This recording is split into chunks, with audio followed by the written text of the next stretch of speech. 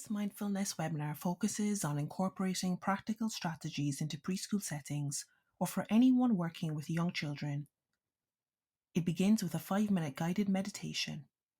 Our panelists were Mary Gallagher of Amazing Day Academy, Allison Morgan of Zensational Kids, Aisling Halpenny of Oriel Yoga, and Tracey Blanchfield of the Confidence Clinic. The webinar is hosted by Dr. Wendy Oke, founder and CEO of TeachCloud's nursery management app. The webinar begins with a short introduction to TeachCloud. TeachCloud is an easy-to-use early childhood and after-school app with everything you need in one place. TeachCloud helps you streamline and reduce paperwork, communicate with parents, and comply with regulations.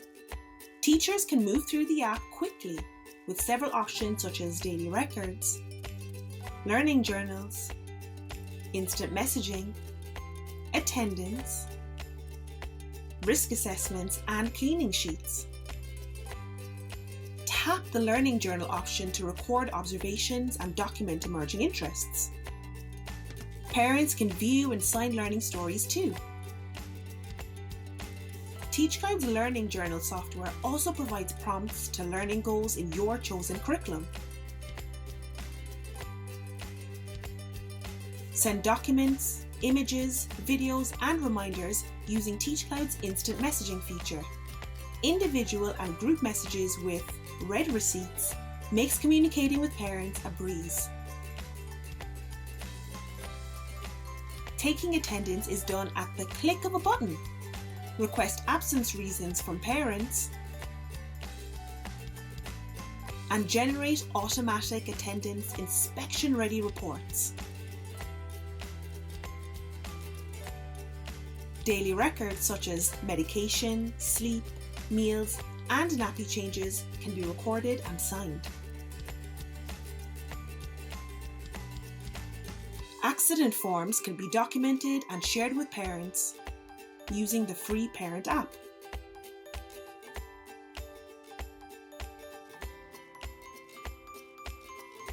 Download or print records when you need to, or store everything on TeachCloud.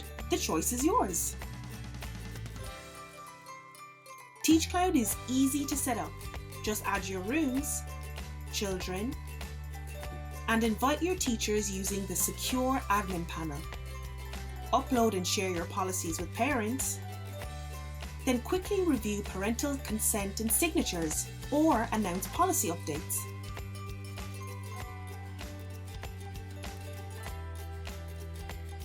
TeachCloud was created by an early childhood teacher just like you, so you know you're in good hands.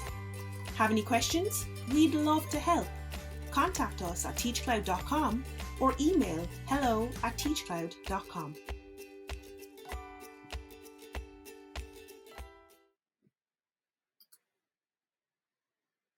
First introduction with Mary, who will be doing a breathing exercise and also introducing herself.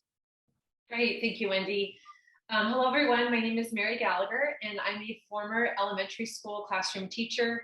The majority of my time was spent in K-1, and I taught for 10 years in California. And this past June, I actually transitioned out of the classroom and into my 2 businesses full-time. First, I have Amazing Day Academy, which is an online school I started at this, when COVID began, where I teach writing classes and do life coaching for youth and teens. And then I also have a full-time life and business coaching practice for adults. And it's great to connect with you all. So I'm gonna then lead us into just a centering exercise, bringing some mindfulness into this space. So if you're comfortable, I invite you to close your eyes and center your feet on the floor and just gently rest your hands in your lap. And together, let's take some deep breaths in through the nose and out through the mouth.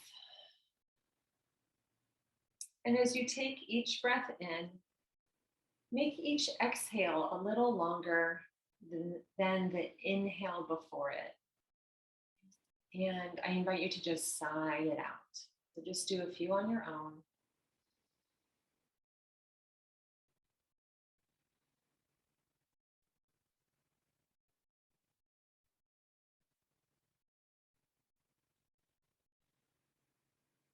And now I'd like you to imagine a warm light centered right above your head. And with your mind's eye, invite this light down into the crown of your head.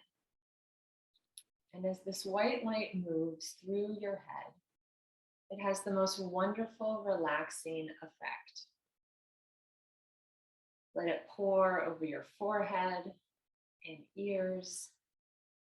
Bring it down your cheeks and into your jaw. Feeling all that relaxation in your jaw and neck. Everything is completely relaxed. And now let that light wash over your shoulders and collarbone, down and into your chest, through your stomach.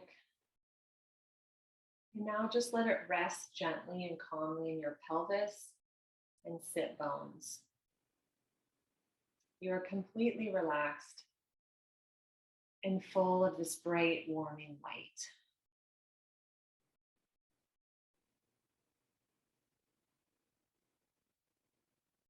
Now I want you to picture this light gathered at your tailbone. And I want you to picture this light has now transformed into a root. It might sound silly, but I want you to picture a thick root that is now grounding you from your tailbone and connecting you to the center of the earth. This root is traveling through dirt and stones and sticks and bringing you right into the core of the earth. This root is so strong that if you tried to get up right now, you couldn't, because you are so grounded.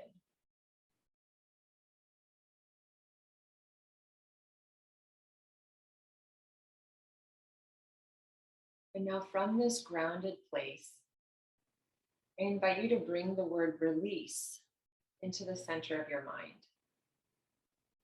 And I want you to either say this word gently under your breath or just repeat it quietly in your mind. And as you repeat this word release, I want you to release whatever it is you need to release right now. Whatever is not serving you in this moment. Whatever you need to let go of to be fully present here.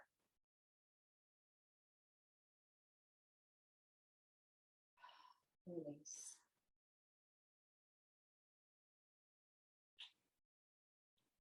Release. And with your own breath and pacing, just repeat that word and release all the things you need to for the next 30 seconds or so, while continuing to feel fully grounded and centered.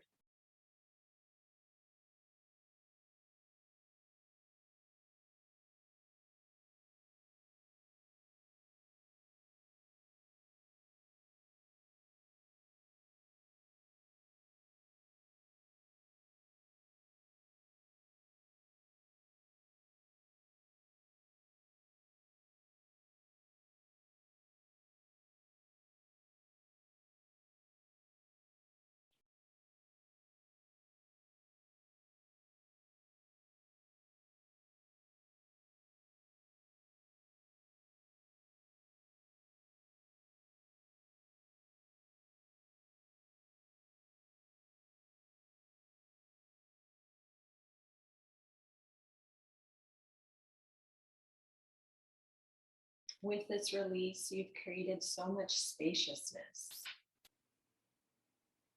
And now I want you to bring your attention to something you'd like to invite in, something you need in this present moment, perhaps something you need out of this webinar right now. So choose a word or phrase and transition from saying the word release to saying that word. It could be peace, it could be confidence, it could be love, it could be clarity. Whatever you need, call it forth now with another 30 seconds or so of repetition, feeling fully grounded and centered.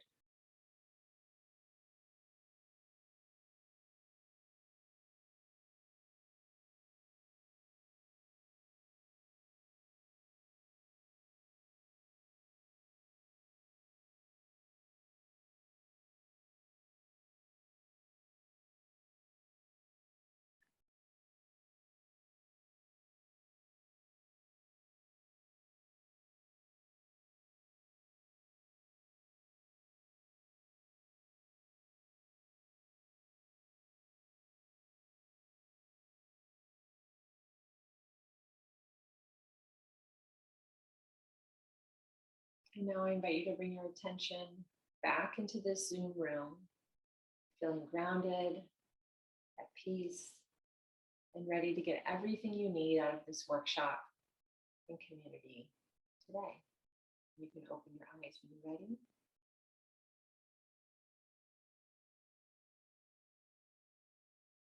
And we're back. So Mary, that was really relaxing, especially after the stress of having to organize everything. So thank you for that. And also for the introduction. And I think before I go to the rest of the panelists, just to say, I think that also shows how accessible something like mindfulness is, because sometimes when we hear it, we're like, how do you do it? Do I need special skills? You know, but it just takes time and practice. And like we just did, you can do it even on a webinar. So thanks again, Mary. I'm going to go now to Tracey. So Mary is in New Jersey, Tracey, you're in Kildare in Ireland. So would you mind introducing yourself? Absolutely, yes, I am in Kildare in Ireland. My name is Tracey Blanchfield, and I am a life coach and mentor with the Confidence Clinic. So we're a coaching and mentoring service. We've been in operation since 2011, offering coaching and mentoring sessions for kids from 8 to 18. And we also work with older, you know, we don't necessarily cut off at 18, but generally the main bulk of our work is with kids within that age group. So we offer one-to-one sessions in person and online, more so now at the moment because of COVID. We also run summer camps and Easter camps for primary school children over the school holidays. We offer workshops to schools and other educational bodies as well. And we also offer small group workshops for students with issues like moving the transition from primary school into secondary school is a big one. Stress management, exam stress, all that kind of stuff comes into our work fairly regularly. And I introduce yoga and mindfulness to all of the young people I work with. As well as being the coach, I also teach children's yoga and mindfulness as an after-school class at a lot of primary schools here in Kildare and a couple in Wicklow also as well. And I suppose even though I'm coming from a slightly different standpoint than the rest of you, I absolutely love the idea of introducing mindfulness to preschool children. I just think it offers them a whole world of powerful coping skills, I think, and emotional regulation. It just opens up a whole new world to them at a time when their development is primed, you know, and they're just so ready and so open and so willing. And yeah, I absolutely love it. So that's a little bit about me. Tracey, thanks so much for that introduction. And I'm really going to be delving deep into the Confidence Clinic and like what you said, you know, coping strategies, emotional regulation. You've taken some of my questions, so that's good. I'll be leading into that. So we're moving now from Kildare in Ireland back to New Jersey to Allison Morgan. Hi, thank you. So I am the CEO and founder of a company called Zensational Kids. We've been bringing mindfulness, breath, movement to schools for the past really 15 years. My work in schools began actually 30 years ago. I am a licensed occupational therapist. So I formed my company really based on what I was discovering through my own mindfulness practice 15 years ago. And when I started, people actually thought that I was crazy. How could I go be a therapist? And now I'm teaching kids how to breathe and move their body and focus attention. We primarily work with schools. We have curriculum and training programs working with educators from preschool through 12th grade. Because of my therapy background, I'm very, very interested in all of the research that surrounds what we do. And we teach a lot of the science, the neuroscience, the physiology to the kids that we work with, even as young as preschool. So along with the practices, we're really teaching educators and students of every age more about how they have power and command of what they think and how they feel and what they do. They don't have to be like a runaway train. The other thing that we really focus a lot on is tying this all into well-being, social emotional learning, and mental health, and not just for the students, but for the educators as well. And it's not just as a nice thing to do, taking care of the educators, it's really backed by science, how important the well-being of educators is, as well as taking care of our students. They have to go hand in hand. And we work with schools all over the world, really, because since COVID, especially, most of our programs are available online, and we can do our trainings online now. Thanks so much for that, Allison. I think you raised a really great point. Another point that I'll be digging deep into, which is educator burnout and actually educator well-being, because a lot of times we're so focused on the children, which is great, but then if you forget about yourself, if you're not taking care of yourself, you can't take care of the children. So really great points there, Allison. And I haven't even started asking questions yet. So actually, we're going to move over back to Ireland to Aisling. So Aisling, would you introduce yourself, please? Yeah, thanks, Wendy. Oh, it's lovely to be on the panel with all these wonderful teachers. My name is Aisling. I teach yoga and Pilates, and I started teaching yoga and Pilates about 8 or 9 years ago. And I was asked to start teaching children, and so it has been a really beautiful journey, actually. I work with Shauna. The two of us, we started just training with different programs like the Rainbows and Elbow Room and the Radiant Child Yoga. And so I work in local schools.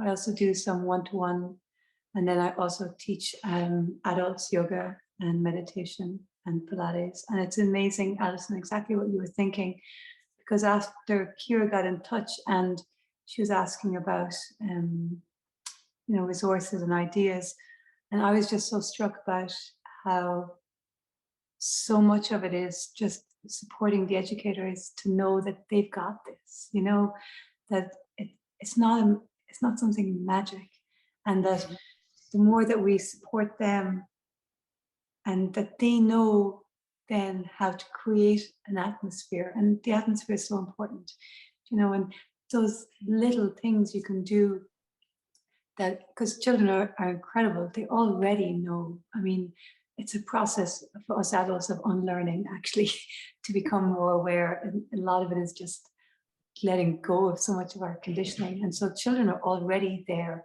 and so a lot of the time I feel it's like the more that we support the educators, especially in preschool, and then they can create that environment, and then the children just already know, and we can support them with, there's tons of resources and ideas and games and strategies and music and all those things you can do. But I think this is a wonderful webinar to be doing, I think. And it's wonderful, all these people here wanting to learn this, and so thanks so much for having me. Thanks, Aisling. And actually, again, really great points there. And it's very interesting because, like you said, again, focusing on the educators, and then they can create that that atmosphere. And Aisling, you might just mute because I think I'm getting a bit of feedback. But what's really interesting is sometimes you might drive to work and you actually forget the journey, you're just on autopilot. So I think this is, like you said, a great webinar for the educators, but and also to support them with the children. So my first question might seem quite basic, but some of the questions that we got, and people are being shy now, they're not putting any questions into the question answer box, but I have saved your questions anyway. But some of the questions we got was, can you actually explain what is mindfulness in a very simple way? Because some people had just either never heard of it or have never practiced it at all. So I know it's a simple question, but it was a question that we got asked. So anyone on the panel? Sure, I'll dive in here. By simple definition, mindfulness is just paying attention to the present moment. And in the present moment, there are things going on within us, and there are things going on around us. So being present could be noticing like where you are and who is there. Being present could be noticing my tummy hurts, or I have a lot of thoughts. And it's approaching this presence with just curiosity and awareness, not with judgment, like I'm feeling this way and I shouldn't feel this way, or I'm surrounded by these people and I don't want to be with these people. It's just really noticing. And the practice of mindfulness helps us bring that quality into our everyday life. So it's like training our brain to just be more aware of what is without creating this other commentary and judgment on it. Does anybody want to come in? I think Allison's so right. And I always think of John Kabat-Zinn, when he talks about what mindfulness is, he always just says it's being present in the moment in a very particular way, non-judgmentally. And so exactly like Allison was saying, just noticing this moment and noticing the sensations in this moment, maybe the touch of the breeze, maybe the feeling of your clothing, and it's non-judgmentally. So just aware of it. And so it takes us out of our thinking mind and just brings us into our body and awareness of this present moment without judgment. Yeah, I think they're great explanations. And, when you're so busy, sometimes you actually forget to breathe. You're just holding your breath and you're super anxious and you don't even notice. And of course, if you're educating young children, that can spill over, to the type of learning experiences that you're providing. So yeah, really great definitions there. So now just moving on to that. So when we think of mindfulness and young children, sometimes we don't actually associate the two. Some people may think, children can't engage in mindfulness, or how would you get them to do that? So in your experiences, what strategies work regarding preschool children?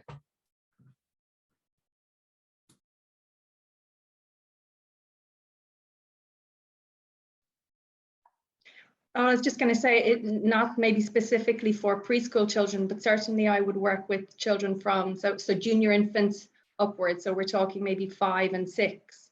And I suppose one of the strategies that I have found works very well for me with the younger children is asking them to check in on their inside weather.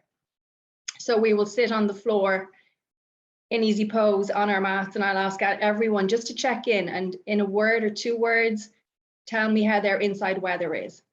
And often, like I say to the kids, and exactly what you said, Wendy, sometimes we're so busy we don't even know how we're feeling because we're all up in our heads all day and we're running around. We don't notice what's happening in our body and what we actually need. And they love that. And I get such interesting responses. But that's something that I find really kind of helps to bring kids back down into their body and just notice. As Allison said, just notice.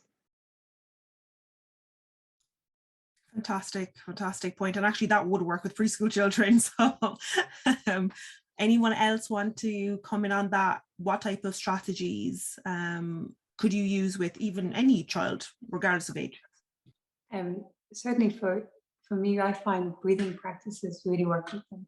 And so you can have your candle and your flowers, so smell your flower and blow out your candle, or else there's so many different breath practices, but like that bear breath where you inhale for 5, you hold for 5, you exhale for 5, and you hold it out for 5. And it's called bear breath because it's like when bears hibernate and they slow down on the inside, that where it's a breath to slow you down on the inside. And the children love that visual. And then very similar to you, Tracey, just that checking in. I have a teddy, I've got all my little bits and pieces. I have my crown on. And we pass the teddy around, and it's called fireworks. And so they pass it with their legs. And then if the teddy drops, everyone has to kick their legs in the air. And we do different things. So one day it might be something, everyone has to name one thing they're proud of about themselves. And so that again is tuning in, or something you're grateful for, or something you like about yourself. And so, and like that, each child has to list one thing as you pass the teddy. And so it's just something that gets them here and feeling about themselves. And I can chime in here a little bit. One thing that I love about preschool children is that there are teachers for mindfulness, because they are so present moment, right? Like, oh my God, have you ever seen, oh my God, they're grabbing their crotch because they all of a sudden have to go to the bathroom, right? Like it's so present moment. There's no filter, right? And so in that way, and they don't have phones, they don't have a social media account, they can become our teachers for mindfulness, watching them, seeing what they do, and then building on that and cultivating that into a practice, right? I love the smell my flower, blow the candle, because those are things from their world. The other thing I just wanted to mention, I love the definitions that were given about mindfulness. And I remember when this journey started for me about 12 years ago, and it came out of a real dark place in my life. And I found it helpful to bring humor to it, because you read Jon Kabat-Zinn and it can feel so serious. And so I remember in my journal, instead of writing mindfulness, I put mind full of mess, right? Because our minds are full of a mess. And it's the noticing the mess, not judging it, loving it, being okay with it, that starts to cultivate a mindfulness practice. So it might sound like, oh, there goes the mess again, and now I'm back to center. So those are my little chimes. Really great points there, actually, really great points. I think, Allison? No, if you wanted to go on, that's fine. Yeah, you okay? Much like what Ainsley was saying, a lot of what I teach at this age is about breath. So connecting to their breath and using their breath to, in many ways, like calm themselves down and self-regulate, and using their body in very purposeful ways. So combining their breath with their movement. And a lot of the things that we're doing is really helping them access this neurology and this physiology of being able to have a tool that calms me down or actually wakes me up, because we have kids that, you know, they come into class and they're exhausted. They haven't slept, or they just are shutting down because they're overwhelmed. So using breath and movement in different ways to have a neurological effect on our nervous system. So one quick way I could show you, I'm just going to grab, because Ainsley was talking about just breathing things. This, like every preschool class has this, right? So we could teach kids how, like Mary in her meditation when we started, one of her suggestions was breathe in through your nose and extend the exhale a little bit longer than your inhale was. So that's a great technique to help your nervous system relax, but we can't say it in that way to our kids. But what we could do in preschool is teach them, get the feather to dance as long as you can. You want it to be a really long dance. And that teaches them how, wow, I could breathe for a really long, I could breathe out for a really, really long time and then just stop and, how do you feel now? So that's one way you can teach them how to relax themselves. And another way you could use the same tool to help them wake themselves up. I call this the feather boogie. So you really want to make it dance fast. So you're doing short breaths, short exhales, and that actually excites the nervous system and wakes us up. So just like a really easy way to use something you already have. Really great points there. And I know as we go on, we're going to definitely dig into other strategies as well. But like, I feel like I just got at least 5 different strategies I could use like right now in a preschool with any age group. So really thanks for that. And one thing, we have a question from an anonymous attendee, and they're asking, how can we incorporate mindfulness into positive behavior management and children that have a strong personality?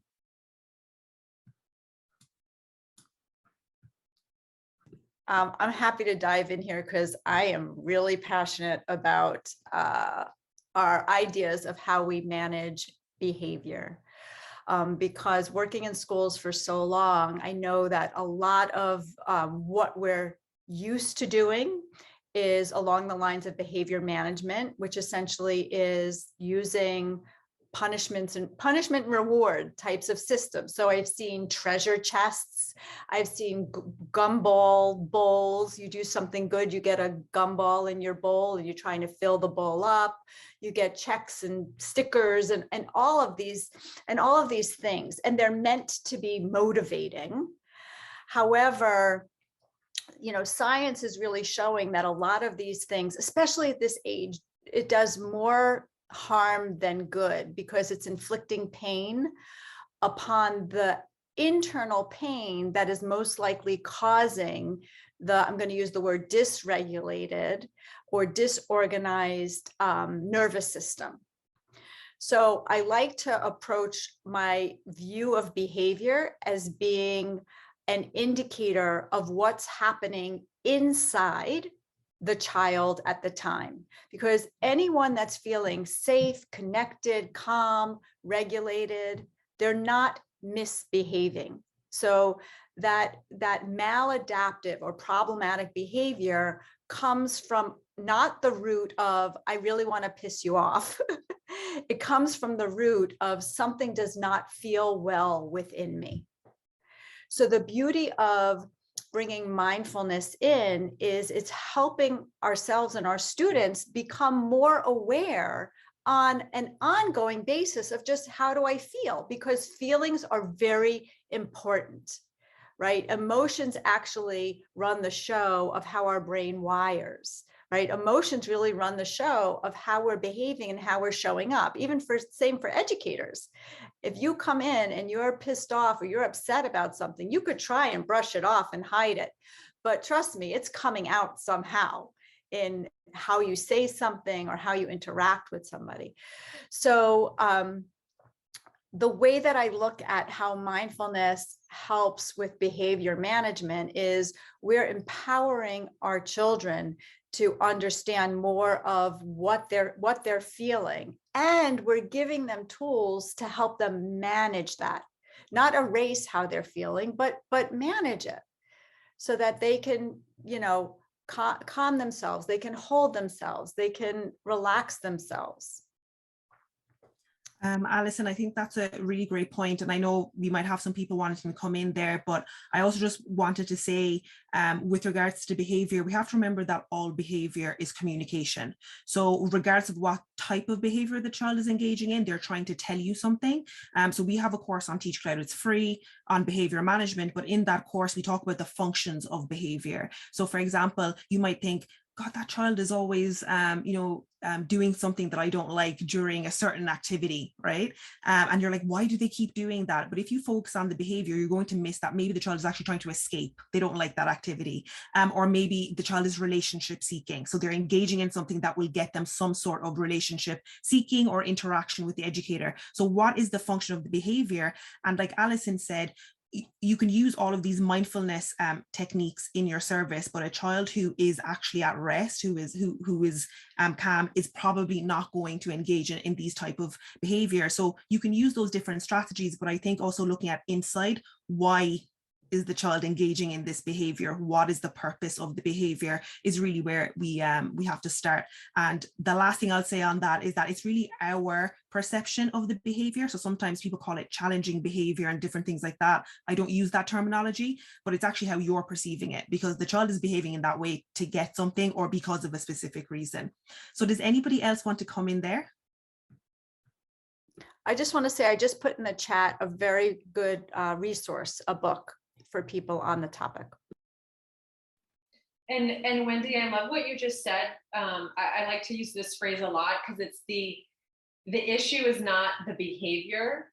The issue is how you're relating to the behavior, right? So the issue is never the issue. It's how we're relating to the issue. So it can be a communication sign, like a phone call. What is it I need to go check in about myself? How can I get mindful about myself as this educator leader and figure out why is this behavior triggering me to such a degree that, right? So anyways, I just love that phrase. The issue is never the issue. It's how I'm relating to the issue. And Wendy, you reminded me of that. Great point there, Mayor. I'm going to steal that one. I don't know who said it, but I'm going to steal that. Feel like an artist. Full permission granted. I love it. Yeah, but thanks to the person who asked that question. And like I said, there's the book just that Allison gave. There's also the free course on guiding children's behavior, and there's there's a lot of strategies in that course regarding specifically preschool children. So there's another question from Roisin Moriarty. So she's asking, are there specific strategies to promote mindfulness in children with special educational needs as they're processing cognitive skills that may be different to other children in the preschool?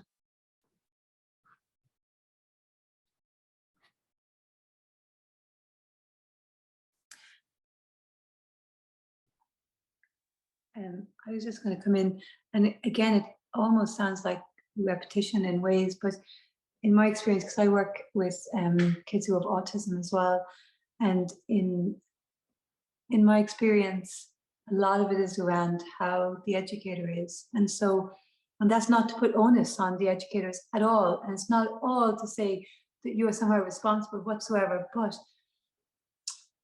when, and everyone knows this, when you're aware, when you're steady, when you're tuned in and perceptive, then you're able to be present with the child and whatever's going on for the child, and the child feels that.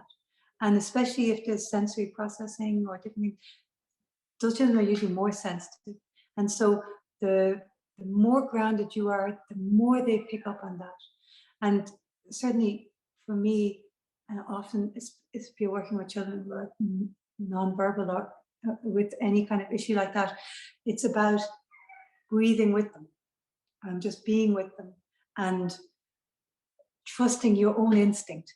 And I feel like chief mindfulness in preschools, if we can give the preschool teachers 10-15 minutes before the kids arrive to get grounded. And that doesn't mean that you have to be happy all the time, not at all, right? Life's hard, we go up and down, but where everyone gets to check in with themselves, do some breathing techniques, and then when the kids arrive, you are there for them. It's not, and then whatever presents, it's like your presence is what they feel. And then your resources. These educators are so skillful already, and so many resources. And it's like, we almost don't need, I mean, I have loads of books here and things, different things, but it's like to trust your instinct.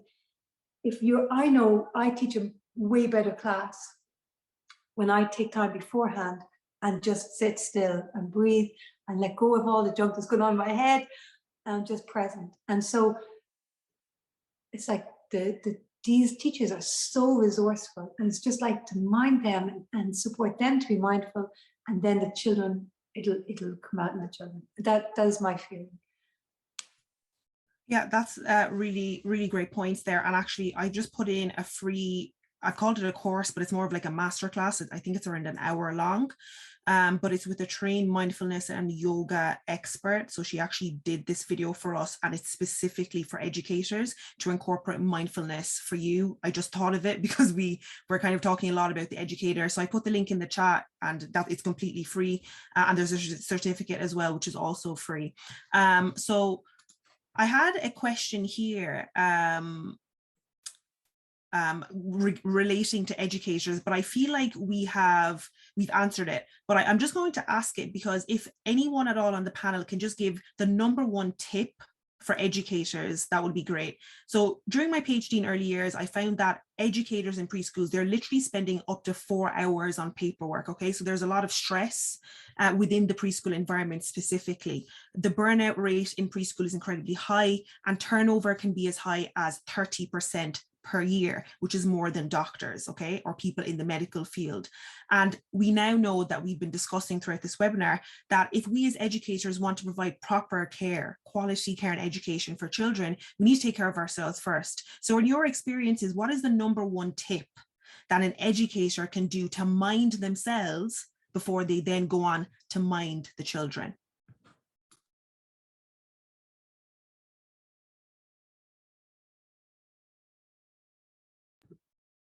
I have a very quick and easy thing that you can do when you get into your classroom or in your car before you leave. you're going to use your hands to hold yourself. Okay, so it could start here, a hand on your forehead and a hand on your heart, and you just breathe. And then the hand on your forehead, you bring to your belly and you breathe. Now I would do this, I would hold at least like 10 breaths here, 10 breaths here, just for the sake of, being quick because of our time. But the other thing that I would do is set your timer for just 2 minutes, no more than 2 minutes. And there's 102 people on this call, every single one of you, if I said to you, are you worth 2 minutes? You would say yes. So commit to 2 minutes, that's it. And just breathe, hold yourself, use the power of your own touch, hold yourself and breathe. And you'll show up better than if you didn't do that. Allison, that's a fantastic point. I think we could almost end here. We won't, but are you worth 2 minutes? That's like so important, because actually sometimes we act like we're not, and we go about our whole day and we don't check in with ourselves. And one question here is, and I think we've answered it, but I will just ask it. How important is it for educators to first embody mindful practices before introducing it to children?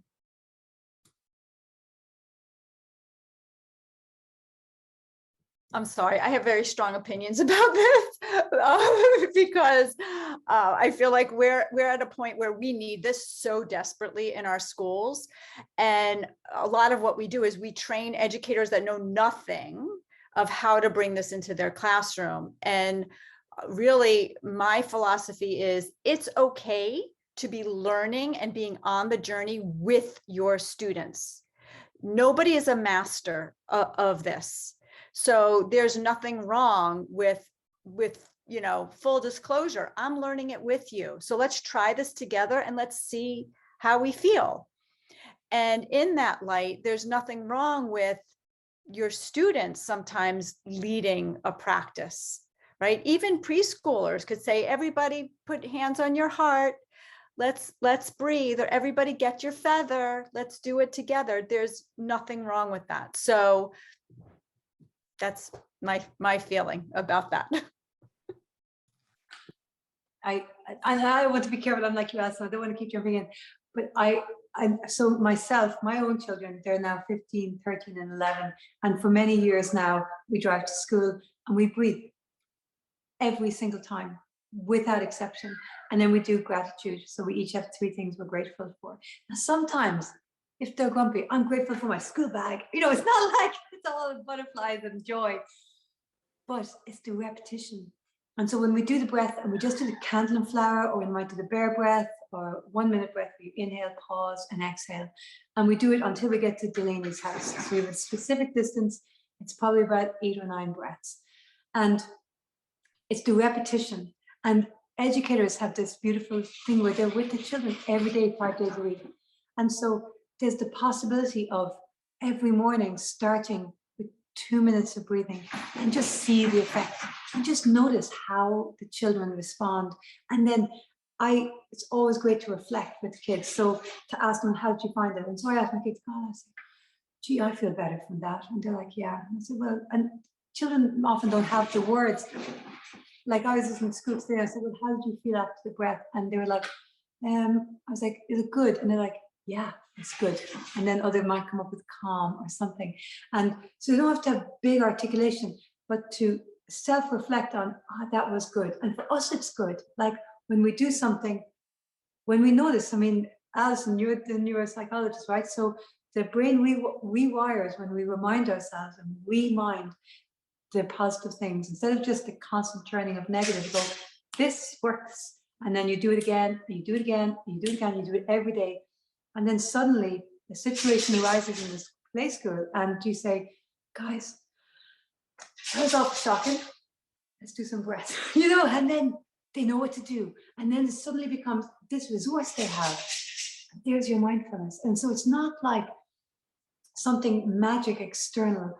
All of these educators, they're so skillful. Like as soon as I started talking to Kira about this, I was like, it's just about them knowing they can do this, because it's not something in the realm of just yoga teachers or mindfulness teachers, that you guys are well able to do it.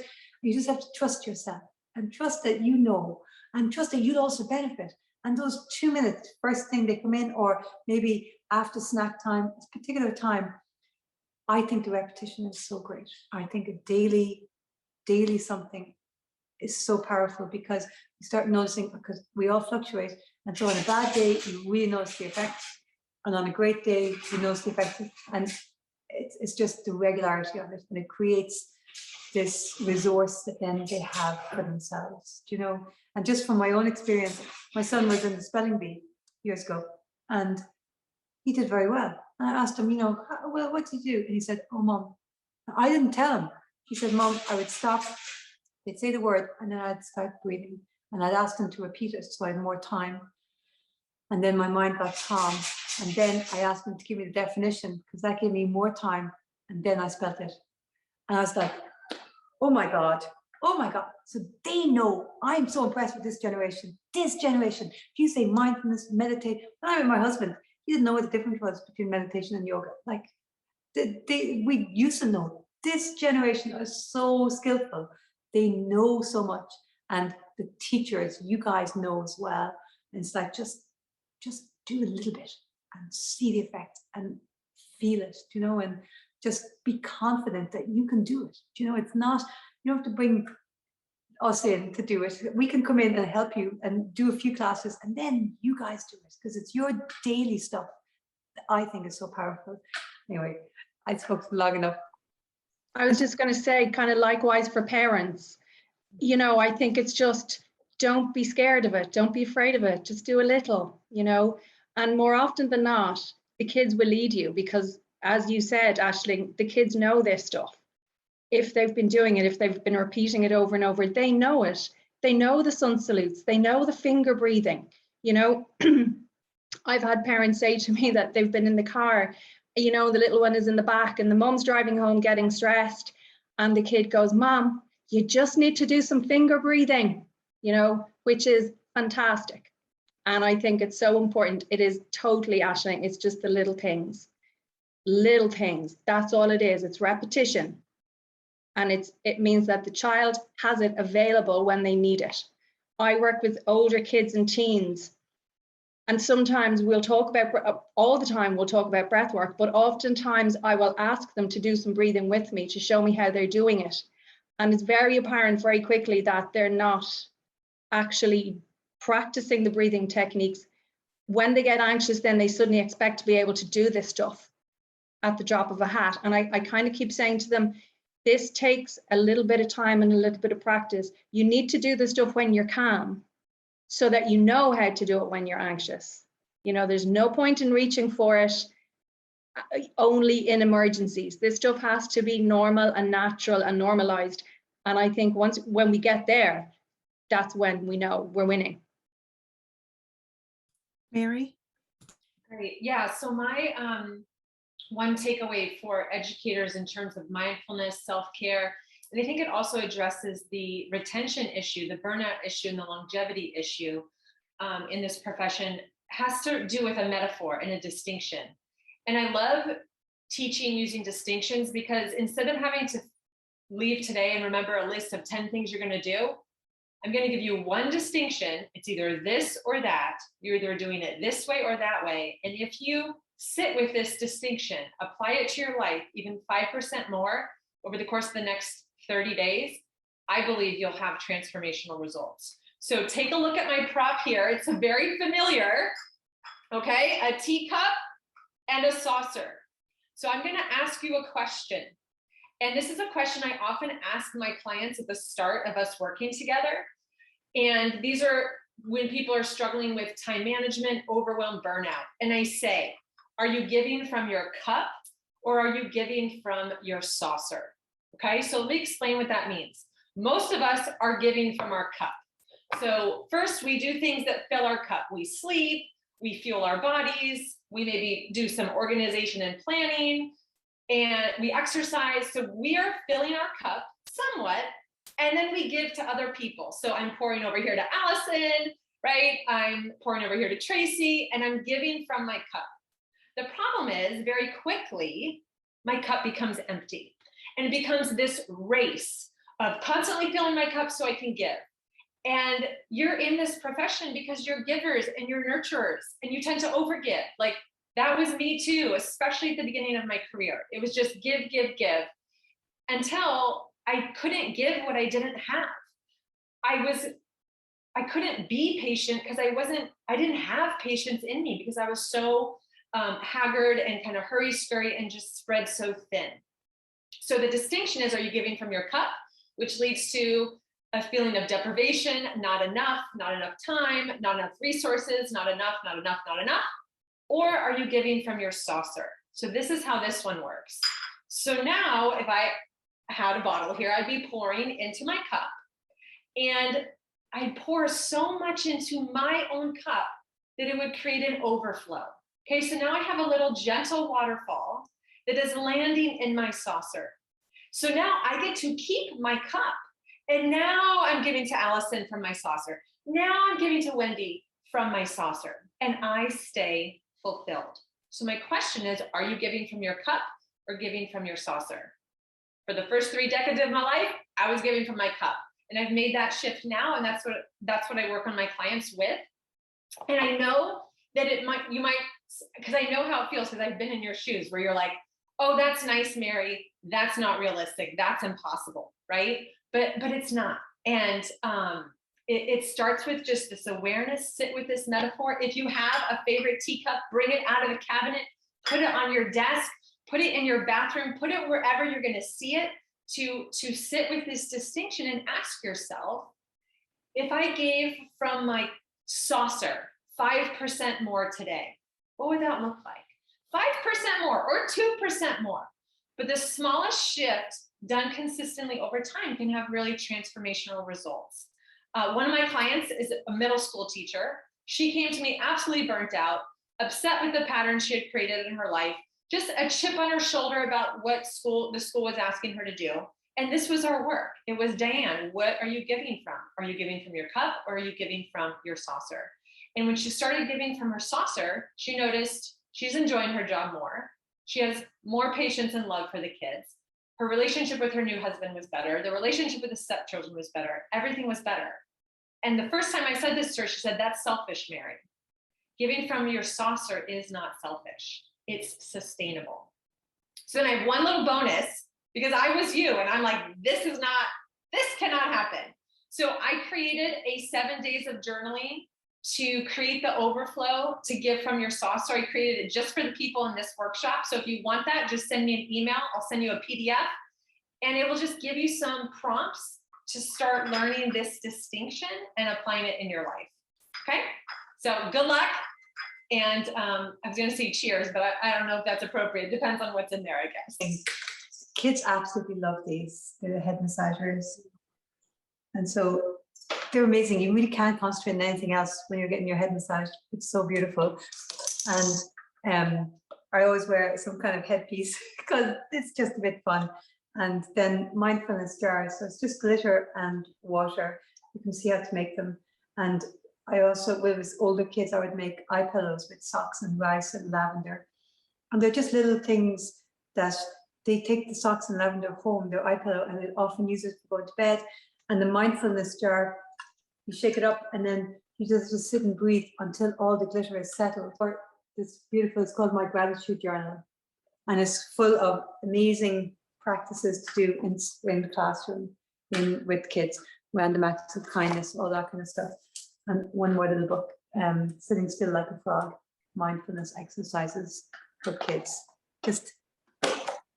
And Aisling, are they your books, or where can the people listening find them? I'll send the information. I'll send the picture and the information about each of them. Right. So this is a really useful tool. Every page has a different practice that you can do. And then I'll send a picture. I have loads of different books, but I'll send some of them. Okay. Thanks for joining our webinar on incorporating mindfulness into preschools. If you have any questions, email hello@teachcloud.com.